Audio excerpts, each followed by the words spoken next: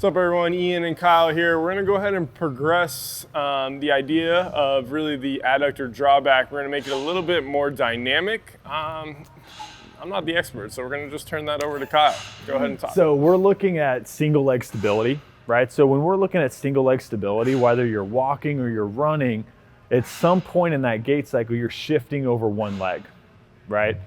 And it's just a series of hip shifts. So what we're looking at here is a dynamic hip shift where we're trying to feel adductors and glute med alongside obliques, right? And that's gonna keep your rib cage and your pelvis aligned and orientated together as you move dynamically. So I'm gonna start Ian actually with a static position just so you guys can see what's going on.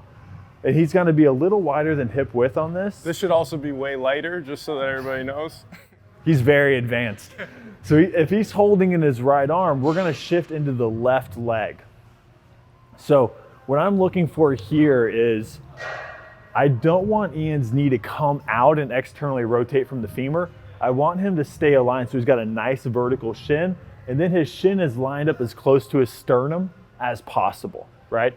So he's got a counterbalance, kind of contralateral loading right now where his right upper body is supporting the weight and his left lower body is supporting his body weight. He should be feeling a lot of adductor, a lot of glute med, and a lot of oblique and TVA as he's stabilizing here. Yeah. Good. All right, so relax that. We found it. Now, if we want to look at shifting it dynamically, we're going to start implementing more of like a kettlebell juggle, almost. So he's going to go from one side to another. So he's going to shift into that side, and then he's going to shift into the other side, right? And with this, start really slow, feel your way through it. He's going to shift back. And again, we want to make sure he's getting the glute med on both sides. So he shifts over. We want to see the same thing on this tibia. We want to see nice and vertical. We want to see it over the sternum. Good. And as he's going slower, he's just going to take one breath cycle on each side. So a good inhale, exhale on both sides. And as he gets more comfortable with it, he can speed it up a little bit as he goes too.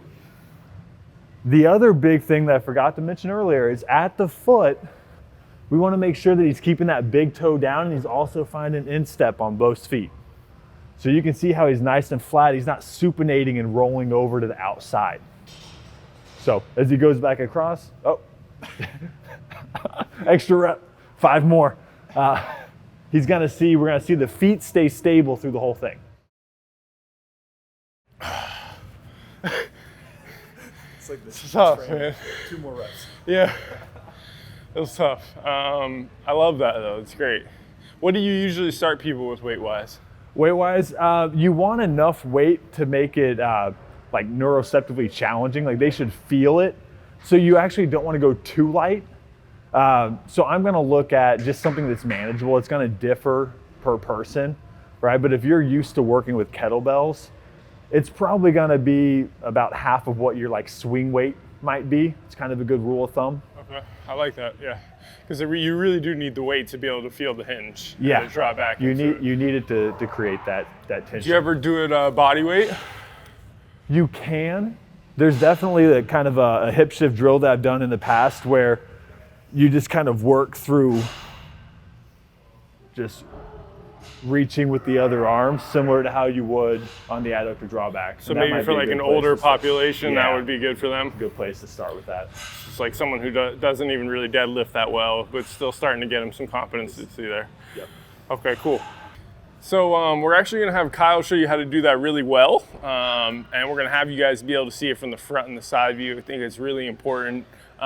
So let's go ahead and set that up. So as I get started, same thing with the feet. I'm gonna go a little bit outside of shoulder width. I don't wanna get too wide because then I can't shift over my tibia. So I'm gonna be right about here. We're gonna be leaning over. And then I'm just looking at gradually moving my hips farther out. And creating a good toss. So from the side, it looks a little more hingy probably. So again, I'm here,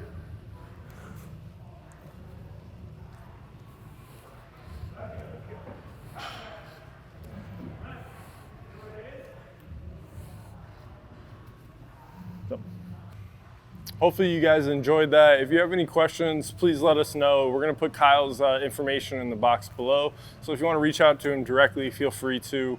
And thanks for tuning in. Appreciate it. Thanks for having me. Yeah.